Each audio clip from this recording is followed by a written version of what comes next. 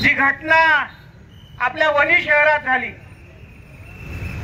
यवतमाळ जिल्ह्याचे मंत्री जे चंद्रपूर जिल्ह्याचे पालकमंत्री आहेत आणि ज्यांचा जन्म या वणी तालुक्यात झाला, त्यांना भेटण्यासाठी, त्यांना एक शेतकऱ्यांचं न्याय मागणीचं निवेदन देण्यासाठी आपले जिल्हा प्रमुख व सोबत 10-15 जण सोबत गेले असता कारण नसताना गृहमंत्री मुख्यमंत्र्यांच्या आदेशाने, इथल्या पालकमंत्र्यांच्या आदेशाने त्यांच्यावर मोठ्या प्रमाणात गुन्हे दाखल करण्यात आले। अहो, जो मंत्री गाडीच्या खाली उतरलाच नाही त्या मंत्र्याला धक्काबुक्की कोण करणार आहे? आणि मंत्री अशोक उईकेंना वणी तालुक्यातला प्रत्येक माणूस ओळखीचा आहे। मग अशा परिस्थितीत आपल्या वणी तालुक्याचा माणूस मंत्री झाला, त्याला कुठेतरी शेतकऱ्याची न्याय मागणी आपण मागली पाहिजे। म्हणून आपल्या वणी तालुक्याचे पदाधिकारी जर तिथे गेले असले तर एवढा मोठा गुन्हा कोणता झाला?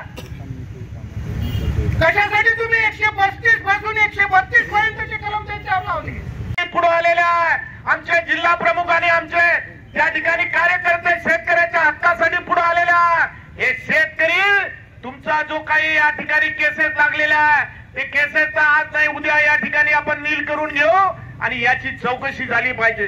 काय मंत्र्याला मंत्री त्या गाडीतून उतरला नाही, अशा प्रकारच्या केसेस लावल्या की जेणेकरून काही डाका पडला, दरोडा पडला, किडनॅपिंग झाली, अशा प्रकारच्या केसेस या ठिकाणी लावलेल्या आहे। या ठिकाणचा या लोकांना न्याय मिळवून देण्यासाठी आज आम्ही वणीत आलेला पूर्ण जिल्ह्यामध्ये जर खरंच तुम्हाला अटक करायचं असेल तर जेल भरो आंदोलन घ्या, सर्व शिवसैनिकाला आतमध्ये टाकून द्या की शेतकऱ्याचा आवाज उठवणार नाही। पण एवढं तुम्हाला सांगतो, या देशातली न्याय व्यवस्था अजूनही जिवंत आहे। या ठिकाणी पोलिसाला समोर करून आमच्यावर जरूर केसेस लावले असेल पण न्याय व्यवस्था जिवंत आहे।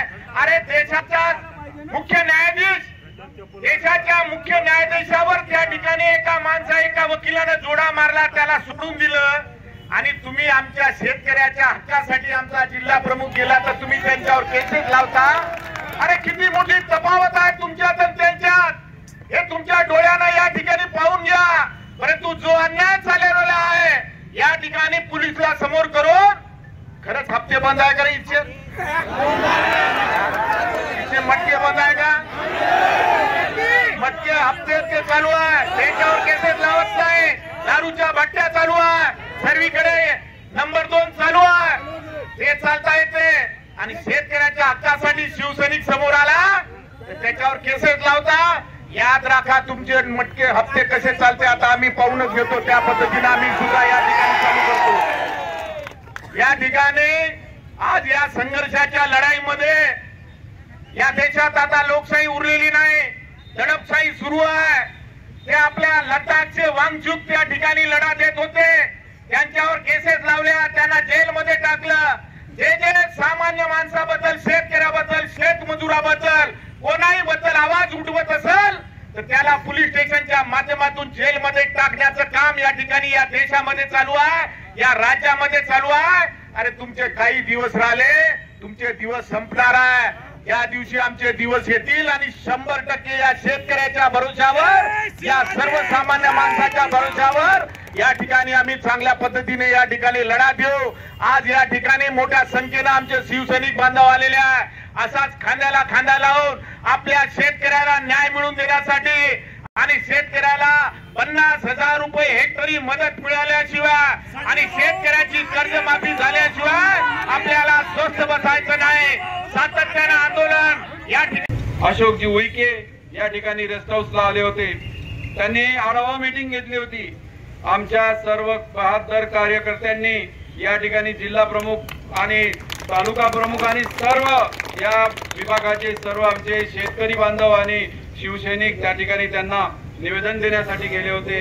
रस्त्यावर ते थांबले नाही, त्यांना आतमध्ये जाऊ दिलं नाही। आज जसं या ठिकाणी एसडीओला भेटासाठी आम्हाला इथं बॅरिगेट लावण्यात आले, त्या दिवशी तिथं सुद्धा त्यांना एसडीओला आमच्या मंत्र्याला त्या अरेस्ट जवळ तिथं आतमध्ये जाऊ दिलं नाही, म्हणून आमच्या लोकांनी बाहेर तिथं थांबले आणि सर्व महिला भगिनी असो की आमचे शेतकरी बांधव असो, शिवसैनिक असो, त्यांनी तिथं रस्त्यावर त्यांना अडवलं. त्यांचं कर्तव्य होतं की त्यांनी शेतकऱ्याचा प्रश्न, कारण आमच्या जो काठी लाटी नव्हत्या, आमच्या जो होत्या कापसाच्या पराठ्या आणि सोयाबीनचे दाणे, हे घेऊन आम्ही त्या ठिकाणी गेलो होतो. त्या ठिकाणी त्यांना दाखवायचं होतं की सरकार आमच्या या शेतकऱ्याला 50,000 रुपये हेक्टरी आम्हाला अनुदान मिळालं पाहिजे, या मागणीसाठी आम्ही गेलो. निवडणुकीत त्यांनी आम्हाला शेतकऱ्यांची कर्जमाफी करू असं म्हणून आज 3 वर्षे लोटवले त्यांनी. अजूनपर्यंत त्यांनी शेतकऱ्यांना कर्जमाफी केली नाही. आमचा वाजवी प्रश्न होता, आम्हाला काही त्यांचं देणं घेणं नव्हतं. आमचे शेतकरी बांधव आणि शिवसैनिक त्या ठिकाणी उभे राहिले. महिला भगिनी सुद्धा आडव्या झाल्या. त्यांनी सांगितलं की आमचं निवेदन घ्या, पण निवेदन न घेता ते तिथून पळ काढला. ते घाबरले का शिवसैनिक कुठे आम्हाला काय करतील, आम्ही काही करणार नव्हतो. आणि व्हिडिओ शूटिंग मध्ये सर्व पोलिसांना माझी विनंती, आम्ही सांगतो त्यांना, सूचना देतो की तुम्ही बघा कोणातरी इजा केली का, आम्हाला फक्त निवेदन द्यायचं होतं, कोणी मारहाण केली नाही, त्या गाडीला काही केलं नाही. असे असताना सुद्धा माझे 13 शिवसैनिक आणि पुन्हा त्यांनी 10 जण आणि पुन्हा किती जण तुम्ही अरेस्ट करता ते करा, आम्ही तयार आहोत, सज्ज आहोत. शिवसैनिक आमच्या शेतकऱ्याच्या पाठीमागे आहोत, आम्ही तुम्हाला घाबरणारे नाही, आम्ही कुणा प्रशासनाला घाबरणार नाही आणि आम्ही कुणा पोलिसाला घाबरणार नाही, हे लक्षात ठेवा. आम्ही आज या ठिकाणी आमच्या हक्क मागणीसाठी या ठिकाणी आलो. आपलं खबरदार, आज आमचे तिथं 13 शिवसैनिक आहे. तुम्ही वाट असाल तर आम्ही सर्व आतमध्ये यायला तयार आहोत. आता जेलभर आंदोलन करू, तुम्ही घाबरायचं कारण नाही. आमचा शेतकरी बांधव घाबरणारा नाही आणि शिवसैनिक त्याच्या पाठीमागे आहे. आम्हाला शिकवण दिली, आम्हाला आमच्या नेत्यांनी, आमच्या शिवसेना साहेबांनी आम्हाला शिकवण दिली आहे की तुम्ही या ठिकाणी शेतकऱ्याच्या, गरीब कष्टकरी लोकांच्या हक्कासाठी मागणी करा. त्यांना दिसत आहे ते डिस्ट्रिक्टचे एसपी त्यांनी, आम्ही ज्या दिवशी इथं RCCPL ला मोर्चा काढला त्या दिवशी आम्हाला अरेस्ट करा म्हणून सांगितलं. अरे आम्ही शेतकऱ्यांच्या हक्कासाठी तिथं गेलो, आम्हाला काही आमची भागीदारी नाही तिथं. तुमची भागीदारी असेल तिथं, आमची भागीदारी नाही, नेत्याची भागीदारी असेल. पण आम्ही तिथं फक्त आमच्या शेतकऱ्यांच्या न्यायासाठी त्या ठिकाणी गेलो आणि त्या ठिकाणी आमचे हक्क मांडलाय आणि तेच प्रवृत्ती धरून त्यांनी आज या ठिकाणी तिथं केलं, इथं केलं. अरे आम्ही कोणासाठी आमच्या स्वतःच्या खिसाभरासाठी करत नाही, आम्ही लोकहितासाठी, जनतेसाठी हे सगळं करत आहोत. जनतेनं मला निवडून दिलाय, तुम्ही लोकांनी नाही दिलं. मी जनतेच्या सोबत आहो आणि जनतेच्या सोबत राहील. आज तुम्हाला सर्वांना सांगतो, कोणते आहे अन्याय या सरकारचा असो की कोणाचा असो, सहन करायची शक्ती आपल्यामध्ये आहे. या लोकांना आपण धडा शिकवल्याशिवाय राहणार नाही, कारण माझ्या पाठीमागे माझी जनता आहे. आज या ठिकाणी आपण सर्वजण उपस्थित झाले. पुढे आलेल्या आमचे जिल्हा प्रमुख आणि आमचे त्या ठिकाणी कार्यकर्ते शेतकऱ्याच्या हक्कासाठी पुढे आलेल्या हे शेतकरी, तुमचा जो काही या ठिकाणी केसेस लागलेल्या आहे ते केसेसचा आज नाही उद्या या ठिकाणी आपण नील करून घेऊ आणि याची चौकशी झाली पाहिजे. काय मंत्री या गाडीतून उतरला नाही, अशा प्रकारच्या केसेस लावल्या की जेणेकरून काही डाका पडला, दरोडा पडला, किडनॅपिंग झाली, अशा प्रकारच्या केसेस या ठिकाणी लावलेल्या आहे. या ठिकाणचा या लोकांना न्याय मिळवून देण्यासाठी आज आम्ही वनीत आलेला पूर्ण जिल्ह्यामध्ये. जर खरंच तुम्हाला अटक करायचं असेल तर जेल भरो आंदोलन घ्या, सर्व शिवसैनिकाला आतमध्ये टाकून द्या, की शेतकऱ्याचा आवाज उठवणार नाही. पण एवढं तुम्हाला सांगतो, या देशातली न्याय व्यवस्था अजूनही जिवंत आहे. या ठिकाणी पोलिसाला समोर करून आमच्यावर जरूर केसेस लावले असेल, पण न्याय व्यवस्था जिवंत आहे. अरे देशाचा मुख्य न्यायाधीश, देशाच्या मुख्य न्यायाधीशावर त्या ठिकाणी एका वकिलानं जोडा मारला, त्याला सोडून दिलं आणि तुम्ही आमच्या शेतकऱ्याच्या हक्कासाठी आमचा जिल्हा प्रमुख गेला तर तुम्ही त्यांच्यावर केसेस लावता. अरे किती मोठी तफावत आहे तुमच्यात आणि त्यांच्यात, हे तुमच्या डोळ्यानं या ठिकाणी पाहून घ्या. परंतु जो अन्याय चाललेला आहे या ठिकाणी पोलिसला समोर करून खरंच हप्ते बंद आहे का, इथे मटके बंद आहे का, मटके हप्ते ते चालू आहे, त्याच्यावर केसेस लावत नाही. दारूच्या भट्ट्या चालू आहे, सर्वीकडे नंबर 2 चालू आहे, ते चालता येते. आणि शेतकऱ्याच्या हक्कासाठी शिवसैनिक समोर आला तर त्याच्यावर केसेस लावता.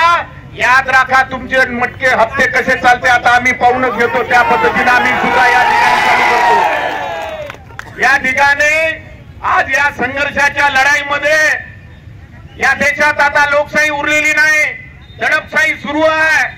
ते आपल्या लडाखचे वांगचूक त्या ठिकाणी लढा देत होते, त्यांच्यावर केसेस लावल्या, त्यांना जेलमध्ये टाकलं।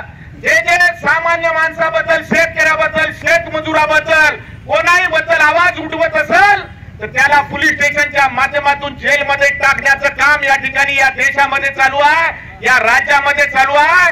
अरे तुमचे काही दिवस राहिले, तुमचे दिवस संपणार आहे। या दिवशी आमचे दिवस येतील आणि 100% या शेतकऱ्याच्या भरोशावर, या सर्वसामान्य माणसाच्या भरोशावर या ठिकाणी आम्ही चांगल्या पद्धतीने या ठिकाणी लढा देऊ। आज या ठिकाणी मोठ्या संख्येने आमचे शिवसैनिक बांधव आलेले आहे। असाच खांद्याला खांदा लावून आपल्या शेतकऱ्याला न्याय मिळवून देण्यासाठी आणि शेतकऱ्याला 50,000 रुपये हेक्टरी मदत मिळाल्याशिवाय आणि शेतकऱ्याची कर्जमाफी झाल्याशिवाय